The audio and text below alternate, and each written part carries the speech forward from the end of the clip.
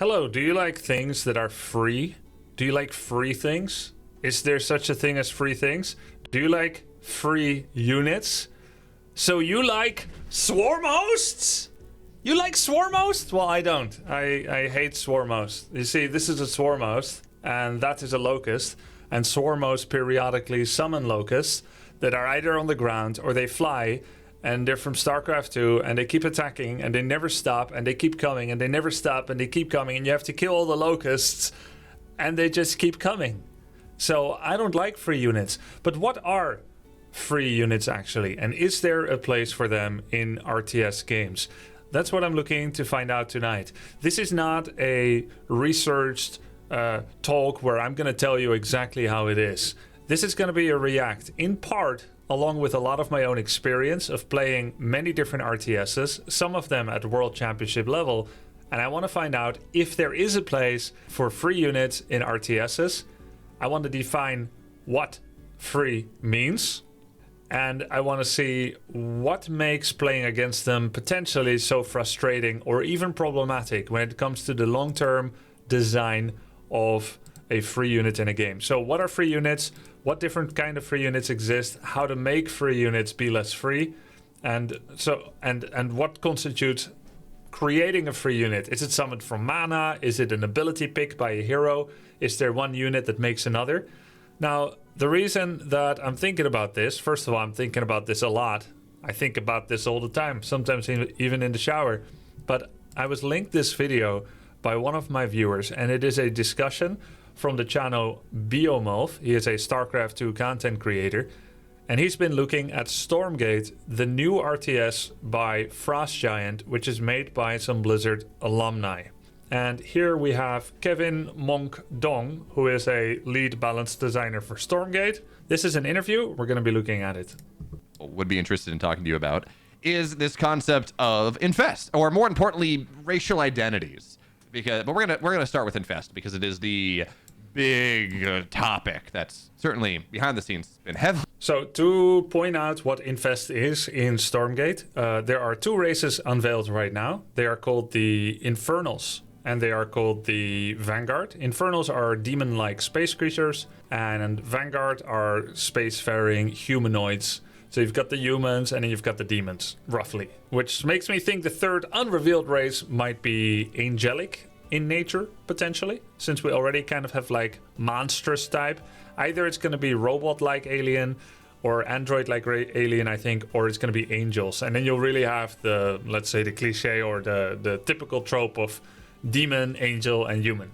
Which would be kind of cool in a way, even if it's not super imaginative, but still cool.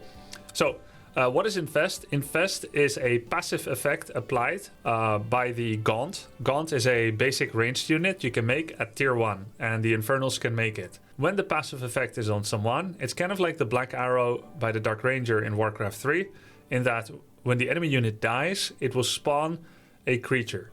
This can happen both on neutral creep camps, and it can happen on enemy units as well. So it's essentially a free unit, insofar as all you gotta do is you gotta attack someone. There's no upgrade that you're getting prior to it.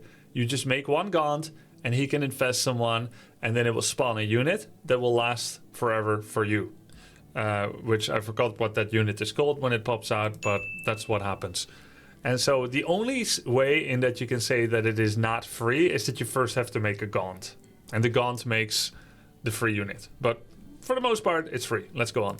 Discussed in the Playtest Discord, this idea of being able to spawn units with other units, effectively, quote unquote free units, is something that has been rather contentious in every RTS that has had any number of success. So talk to me about that mechanic. I agree, it's been contentious, and Warcraft 3 has also had its period of massive summoning sprees, Beastmaster, Firelord, Tinker, just a lot of summoners, because it's basic free army that didn't even require a barracks to be made, so it is not beholden to the restrictions of normal unit production and unit queues. If you have one barracks and you have 5 marines in production, one is making, 4 are waiting, right? But now you make one marine, and whether you spend money or not from the mercenary camp, or whether you spend mana from a hero, suddenly you have the power of multiple barracks instead of one. So there's always value in that. Essentially, a mercenary in Warcraft 3, hired instantly from one of the neutral doodads called the Mercenary Camp, is also in a way a free unit. It's not as free, right? But it is more free than making a unit from your barracks. After all, you didn't require to have a barracks, there was no training time. And what your thoughts are, how that becomes fair, how that becomes viable, what the reasons behind adding it to the Infernals are, kind of those things. Yeah, so I have a whole spiel about Infest, about like free units. So let me start off. This is going to be a very long spiel, so get prepared for this. Content. So content. So I think throughout the history of StarCraft 2, if you are from the StarCraft 2 sphere, I think, and this is a kind of a hot take, that free units has gotten a bad rep. Free units is not necessarily a bad thing in itself. It's just that the three instances where free units were a thing were problematic, but they were problematic for their own individual reasons rather than free units being a bad thing overall. I'm pretty sure he's going to mention Swarmhost, Broodlord, and Infestor. Because I think those are the free unit creation. They happen to all be Zerg, which to me makes their design kind of lazy in SC2, because swarminess should be reached in other ways than via free units. But let's see if he is going to justify or not their existence. I think the three units that it's a problem are the Broodlord, the Swarmhost, and the Infested Terran. And I think each of these individual cases is its own unique individual issue. And for example, the Broodlord, the problem there, it was too effective against ground units. And I think some of the most interesting interactions in any RTS are the interactions between ground units and air units. But because they some of the most interesting interactions in an RTS are those between ground and air. I think the most interesting interactions are between ground and ground. There's generally 4 dimensions in RTS. You've got land dimension, land versus land. Then you've got the cloaked dimension, which is also on land, but not every land unit can see the cloaked guy. It can be like Invis, like the Shadow Realm. Then you've got the air dimension, and then you've got the water dimension, which games like Age of Empires 2 and Age of Empires 4 have. And I think ground v ground combat is the number one. It's best in slot. Then water versus water and air versus air actually feels very similar, in that usually there are very few defining features. It is usually a secondary dimension. Maybe one day we will have an RTS where you build sky cities where air is the primary dimension, and being quirky would be, instead of making a few quirky Mutalisks, it would be to make a few quirky Marines. It's like, oh my god, that's a ground unit. They can interact and do things on the ground. Of course, all the castles are in the sky, but that's the alternate dimension. That'd be funny. Or everything is on water, like Waterworld with Wesley Snipes. No, what was his name? Kevin Costner. There we go. Waterworld. Everything's on water, and going to land to do some hunting. That's the extra food source you can get in Age of Empires. I know, Age of Water Empires. Yeah, Age of Waterworld. There we go. Age of Waterworld, everything's on water, and then land is going to be the extra dimension. Like, oh, you want to quickly make a dock, or you want to quickly build a pier at the edge of the water so you can get on land. But then that's an afterthought, and your micro is going to be less extensive there. But as it is in current games, I think ground v ground is the best. I don't think ground v air is as interesting generally. Let's go on. Really shut down ground units so hard, there wasn't that interesting counterplay against the ground units.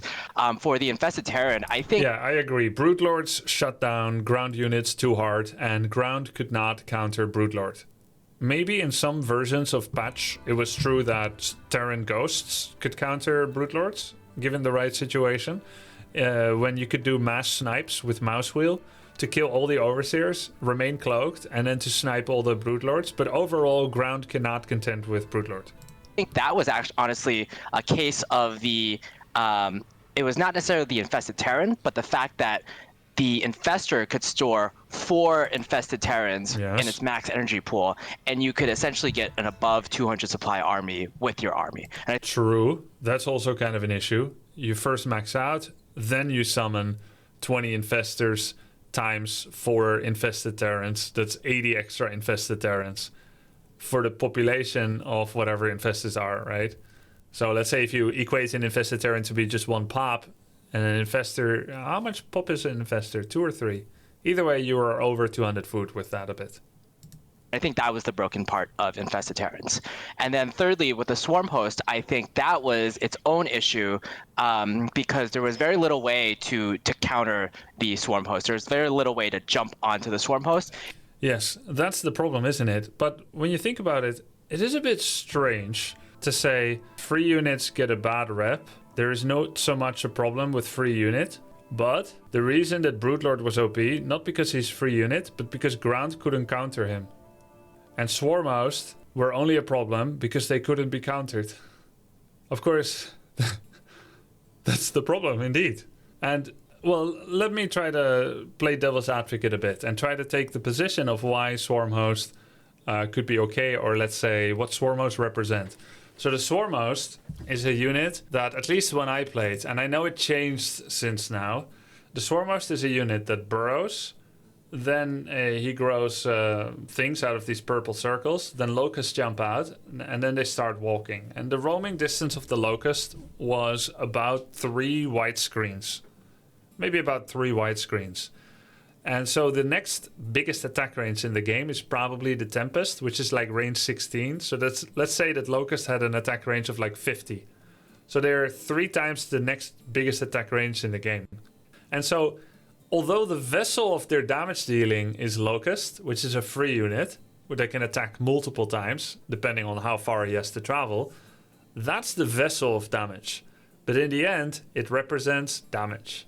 Of course, Locusts have health and can be attacked, which means they draw inadvertent attack move fire, which means that in addition to dealing damage, they are tank, and they are also position blocker. And a large problem with Broodlord and Swarmhost was the fact that they are position blockers, and that they draw fire from unscrupulous attack moving armies. So that's part of the problem. If you don't look at those elements, the Locust deals damage, which means that essentially the Swarmhost is a Tempest that has range 50. Because he can hit your Nexus from here all the way to here. Right? So Swarmhost might not have been as much of a problem if the roaming distance of the Locust, instead of 50, 3 white screens, it was 1 white screen or 1.5. So it is true that you cannot primarily attribute the toxicity of the Swarmhost just to the fact that they are free units. But in fact, it is how far they were able to travel, how much damage the Locust did, and that the method of detecting Swarmhost was too limited, in particular for Protoss, because they only had observers and cannons. So that's me playing devil's advocate. It's not free units that are the problem, it's how effective they were at going far distance and then dealing damage. Let's continue. In order to kind of deny the little, I forgot even what they're called, locusts from the Swarm Host itself. So I think in each individual case, they were problematic for different reasons. And you can take a look at, for example, when you go to a game like Warcraft 3, those games, they do have free units. They have, half the heroes have a summon ability, I feel like. Half the heroes have a summon ability, I feel like. Not entirely true. I would say it's probably a quarter or less. Let's see, there are 24 heroes in the game. The Tavern has Beastmaster, Tinker, and Firelord, and Dark Ranger. That's half. That's 4 out of 8. And then Human has only Water Elemental. Then we have Serpent Ward and Farseer Feral Spirits for the Shadow Hunter and the Farseer. So that's half. And then you've got Undead with Cryptlord with the Beetles. The Rod of Necromancy is an item, so it doesn't count. So that's 1 out of 4 as well. And then finally you have Night Elf with Treants from Keeper. So it is 3 less than half. It's 9 out of 24. Dreadlord is not a summon hero. We don't count Infernal. We do not count Infernal and Phoenix. If we did count those, then we also count Doomguard, and then you are actually at half, yes. But I choose not to count them, which is 9 out of 24. Because they are not really there most of the games. Getting level 6. 9 out of 24, yeah, that's actually quite a lot. Now, they are free units in a sense, because you didn't have to have a barracks for them, and you didn't have to spend gold on them. The only investment that you had to make was you had to take an ability pick and you had to spend mana. But there's one more element that I wonder if Monk is appreciating, which is making them less free, and it is one of my biggest points of differences between Warcraft 3 and SE2. A summon ability in Warcraft 3 can be killed for XP. Summon ability in SE2 cannot be killed for XP because no heroes.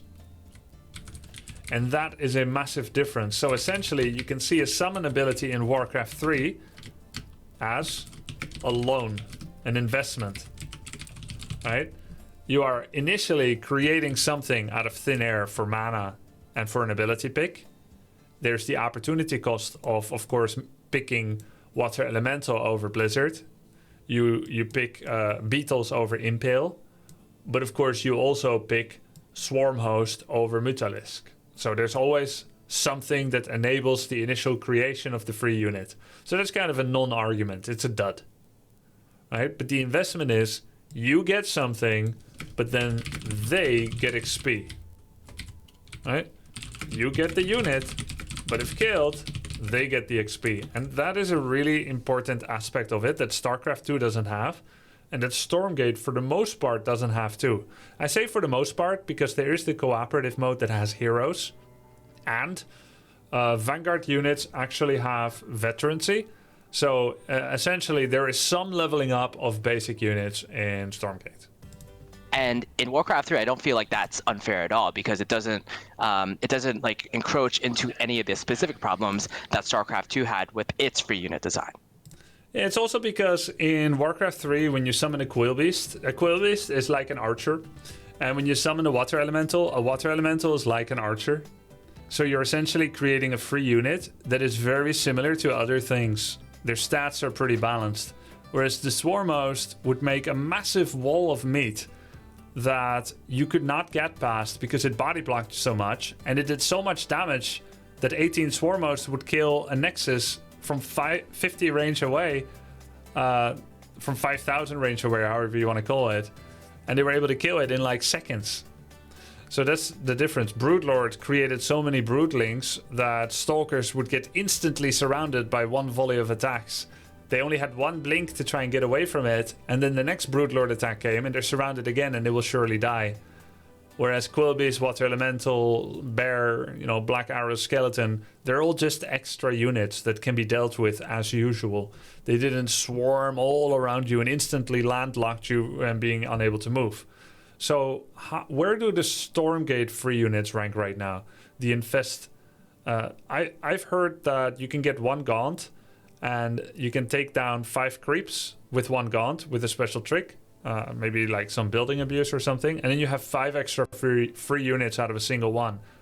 Relatively big swarm that really just requires actions. It's not quite the same as Warcraft 3, but let's keep listening. So that being said, and you have Dispel, which is another quick fix. That's true.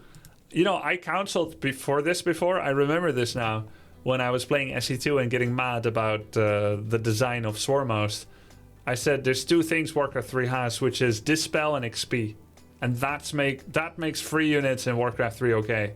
Dispel, normally it's just something you may need, maybe you don't need. Against summons, you're definitely gonna get it. And Dispel is essentially like a nuclear bomb, only on free units. And that's pretty nice. And SE2 didn't have that either. I'd be fine if Psystorm instantly killed all the free units. Just instantly. Right? The same way that Siphon Mana instantly removes an illusion in Warcraft 3. Said, I don't necessarily think that the current iteration of Infest is non-problematic. I think there are certain abilities in the game, like for example, there's a top bar ability in the game called Nightfall Infestation that applies Infest in an area, and I think that actually is working really well. It's a circle that you have to dodge. It's basically a 10-second debuff that infects your enemy units, and I think that's actually pretty healthy in that it's very limited and it has a cool effect. And I think what you're actually referring to, Bill Wolf, is the contention around the Gaunt having Infest. Exactly. Right. And I think so. One argument in favor of Infest is that Infest is really interesting. When you're creeping, when you're dealing damage to enemy units, or when you're killing enemy units, you get a free fiend. The fiend is interesting, and the effect is interesting, and it really separates itself from a lot of the other units in the game. It's a cool effect that no other unit, especially a tier 1 unit, has. And then the other side of the argument, I think, is... I heard his opinion, but I didn't hear reasoning for it. I've heard him say that it is unique, that the Gaunt can make fiends via infecting units and killing them, and you can get it from creeps and enemy units. And then he said it's cool, but I didn't really hear a qualifier for that. It's inherently somewhat of a snowball-y ability, and it can be seen being quote-unquote problematic in 2 areas. The first is we saw a lot of, even this phase before we came out with the balance patch, that there was a lot of snowball of creeps on the map. And I think the reason that is because the Gaunts came out at tier 1, and you're able to get so many fiends out so early, which represented a huge amount of power in the early game. I think, for example, if fiends came out on tier 2 and your opponent already had like upgraded lancers or things like that, I think it wouldn't be as much of a problem, because you're already going to have the counter to maybe like extra fiends, but you don't really have that counter in the early game. The second problem where it comes into play is, I think, it's true. Summoners in Warcraft 3 and in Stormgate are better the earlier you have them. There's usually a bigger impact, as you guys know, from an early Beastmaster or an early Firelord than if you take them really late in the game. Like if you have Warden level 8, what do you add? Do you add a Pandaren Brewmaster, late second hero, or do you go for a level 1 Beastmaster or Firelord? Generally, you go for something bigger, because free units don't have as much of a reason to exist when you already have 70 population armies. Right? The biggest difference that a free unit has when armies are small. So I agree with Monk here that Gaunts are potentially the most upsetting of balance early on, when you only have your first 1, 2, 3 units. Then free units basically double the size of your army, and that's potentially problematic. So it is possible that they can keep that functionality for Fiends and Gaunts and Infest if it becomes a later technology unlock. The Gaunt drops are very powerful and very punishing, especially towards newer players. So that is something that we're looking at as well. So I think I don't really have a solution right now for any of these. I have some ideas, but I think it's really balancing the idea of this unit is really fun. This unit has, especially for players who are beginning with the game, it does something interesting, and balancing that versus the frustration of playing against this unit, and how much time we would have to kind of put into the game in order to balance all the side effects of Infest, as well as just putting in all these like rules, one-off rules that make Infest not overpowered. For example, we've already had to change some of our creeps in order to get around this Infest. I don't know how, like, if that will be a long-term solution or if we're just going to do that for this balance patch. We've also changed fiends to be immune to Infest. So there's already like kind of these like 2x one-off things that we had to do in order to make Infest work, and we're just going to be looking to exactly how many of these we're going to have to do in order to make Infest feel good and feel fair, and we have to weigh that against, like, is it worth it at a certain point.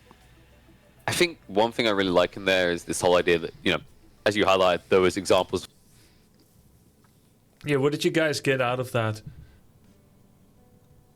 He said they made a change to creep camps, and they made a change where Gaunts cannot infect enemy fiends to become fiends, something like that. But that would rebalance the mirror matchup of Infernal versus Infernal, which, whatever, right? Like in mirror matchup, any balance goes, because it's always balanced in theory, even if the gameplay may be good or bad, right? And then I didn't hear anything about how Vanguard gets to deal with it. Why did they never add all the units to SC2 and upgrades? Just play through the campaign again? Seems like a lot of wasted potential. Oh, because they're not balanced, many of those units.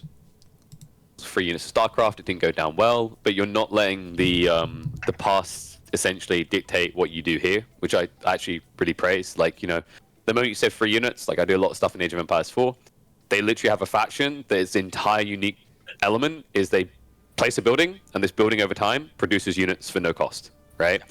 And it's like, that's not even the Ottomans. I call them the Ottomans because they're OP for a different reason. It's not even because of the passive production at all. So like, I think it's that kind of classic example. If you want to look and say, I don't like free units because StarCraft had this issue, there's always a counter argument on the other side. And I think the cool thing about that is it keeps the door open for a lot more unique design decisions to be made. So you're not just going for the classic, the most obvious one is X counts Y unit, counts Z unit sort of format. You can get a lot more creative. One thing that I have noticed, like you guys have a decent amount of activatable skills in the game already.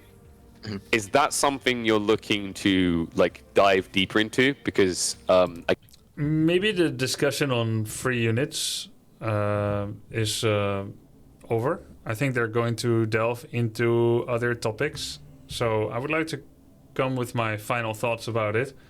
I can take a little look. My final thoughts on it. Free units are not necessarily the problem, but they are now known as the problem because of how they were handled in one of the most famous RTS of all time, Starcraft 2. Free units have sometimes been a problem in Warcraft 3. In the early days of Warcraft 3 Frozen Throne meta, it was very common to take a Beastmaster first as Night Elf, mass Huntresses, which are anti-ground only, but you could nonetheless not counter the mass ground units with air if you teched to tier 2, because the Quill Beasts from the Beastmaster would level up so fast from all the creeping that they did with the Ancients of War and the Huntresses that 2-3 Quill Pigs could hold off multiple Wind Riders. And this is where sometimes heroes can upset the unit counter balance sheet, because normally you'd say like, hey, air unit beats ground unit with no AA attack. But then this should be like a golden rule in any game, but heroes in Warcraft 3 always mess up the balance because some heroes are really good versus air. So like the Beastmaster, Alchemist has Acid Bomb plus AA versus air. And the Beastmaster has like Quill Beasts. So then they can stop 2 to 3 Wind Riders by themselves, and by that time the Orc would already be dead before they get like 4 to 6. So that was kind of the problem there. What is this? That was kind of the problem there.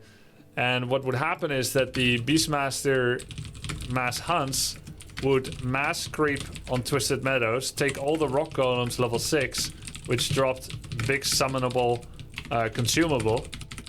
And then they would have 3 Furbolgs, they would have 1 Rock Golem, and these are summons you can summon from an item. Finding items, 3 Furbolgs, 1 Rock Golem, 1 Red Drake, and then they would summon each of these in your base. And then they have another 5 free units, and they already have 3 Quill Beasts, and then they have 1 Spirit Bear too. So they have these free units, then they have 10 Huntresses, and you're defending with 4 Grunts and 2 Wind Riders. Good luck. Alright? So the reason that it was a problem was, first of all, Rock Golems dropped 2 good items. Secondly, there was people were kind of noob by comparison to now. So big rushes with lots of units were more effective. And I think this touches upon what Monk said at some point. He said the momentum strategy that you can get from Gaunts in where they make Fiends, right? 1-2 Gaunts creating 4 to 6 Fiends and rushing, he said is particularly effective against newer players. That was kind of a dig towards anyone that, well, it's not a dig, it's just true, right? But like anyone that's struggling with it, he's alleging like maybe you're not good enough at defending against it yet. For that point, I can say in Warcraft 3 that's kind of true. It was partially to do with the items that drop from these, but it's also partially an overall balance issue potentially, and it's overall also an issue of lack of experience. Oh yeah, you had Book of the Dead as well. My answer to the question in the title there are no free units because there's only one true currency in RTS, which is time. Units that don't cast gold, minerals, whatever, still cast time, which is a function of the time it takes to get... Yeah, so that's another issue with Swarmhost. Because with Swarmhost, you have APM to move your SH and burrow them. Then you set rally. And then very often, if the other conditions were satisfied, Spore, Queen, Corruptor, Defense, sometimes your APM investment over a minute to Swarmhost could be almost zero. But the APM investment to deal with the Locust waves was very high. And so while there is some opportunity cost in creating the Swarmhost critical mass and creating the defenses, etc., there was so much attention deficit allowed to manage Swarmhost, but not a lot allowed in dealing with it. So there are not free units like literally, but they can feel very free if they are continually allowed to have artillery range of 5,000 or 500 or 50, whatever metric you're using. Right? I think in Starcraft 2 there's only there's only two numbers, like 50, right? Tempest is like 16, Colossus is like 6, then there's 9. Yeah. So if you have roaming range 50 of your attack, then that's kind of the problem for the Swarmhost. And because they can rally and just stay burrowed, then it really is free in that sense in terms of actions. So I guess I actually kind of reluctantly move from the point of calling all free units bad. This may not be true. And it is true that Broodlord freeness was body blocking with Broodlings and their relative strength versus ground was too high. And it was just too much body blocking because there were just too many. And then the total damage output was high too, but that's covered in this. So not necessarily the fact that it's free, because essentially a Broodlord throws Broodlings, whereas a Guardian in Starcraft 1, which is not a problematic design unit, just does an attack, also from far. But the attack doesn't restrict your movement. So essentially, the Broodlord doesn't just have a lot of damage, but he also does a soft crowd control effect, or maybe even a hard crowd control effect, which is very similar to fungal growth itself, which is a full lock-on effect, rooting someone in place because of the way that the Broodlings are surrounding you. So essentially, it's not the problem that they are free unit, it's that there's too many, and it does too much damage, and it's too hard to get to them, it restricts movement. Just like having a 15-second stun in Dota 2 would be OP. Or like a 30-second root would also be OP because, you can't move anymore. That's what Broodlords did to you. And then the Swarmhost was like 50 range. 50 range, DPS too high, attention requirement for Zerg too low, detection options too limited. So yes, there's a free unit, but these are actually the real problems. So it is actually true. I agree with Monk that each individual unit had its own problems. And then you had Infested Terran. Infested Terran from Infestor was actually... It was interesting because part of it is because of mechanics. Starcraft 2 has an incredibly extensive ability to modify your controls and hotkeys. And so what people ended up finding out in Starcraft 2 is that you could apply a click to every roll of your mouse wheel. So you see this? You see I'm rolling up and down, right? That's just scrolling, right? But in StarCraft 2, you could attribute clicks to that. So this was used for scroll wheel micro, was able to be done for ghost snipes, zealot warpins, and also creep tumor applications for creep tumors, right? Spreading. And also for making infested Terrans. So whereas before you had to type you select infestor, 2 hotkey for infested Terran, let's say it's I, 3 you press it, obviously. Press hotkey. Apply left click to summon one.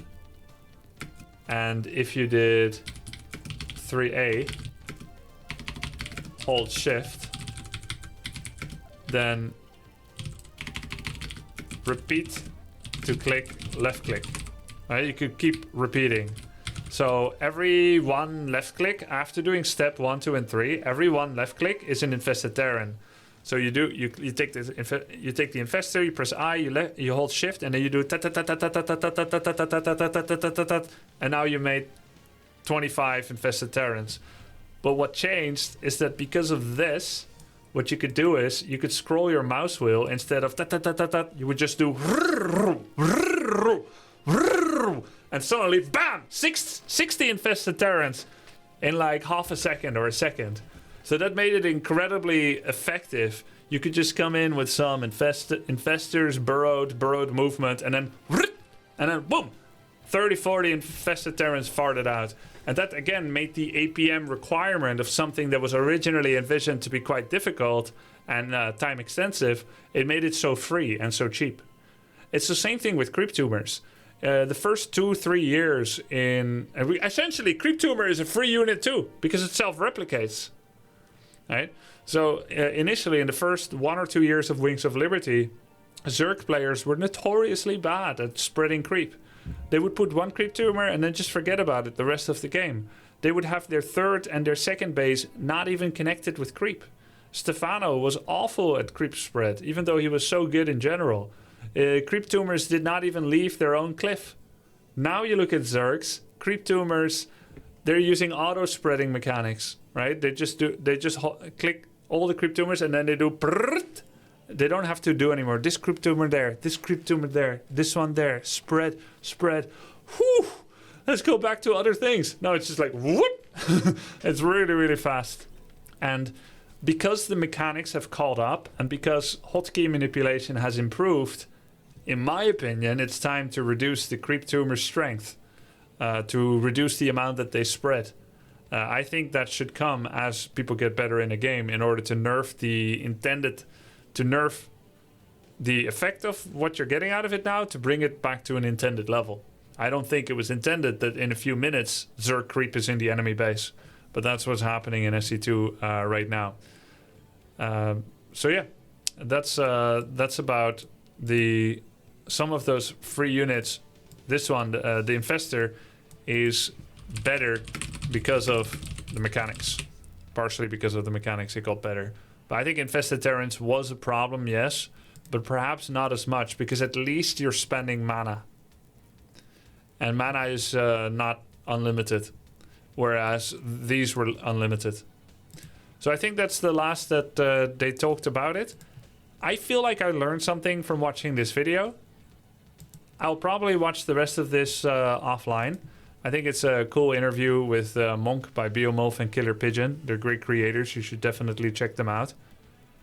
I feel like I learned something because I will no longer refer to free units as definitely a problem, which I was pretty convicted about. I was pretty convicted. I had a strong conviction about it. I was pretty convinced about it. And now I no longer am. Now I think it is more about the exact implementation of it. So I feel like we learned something today.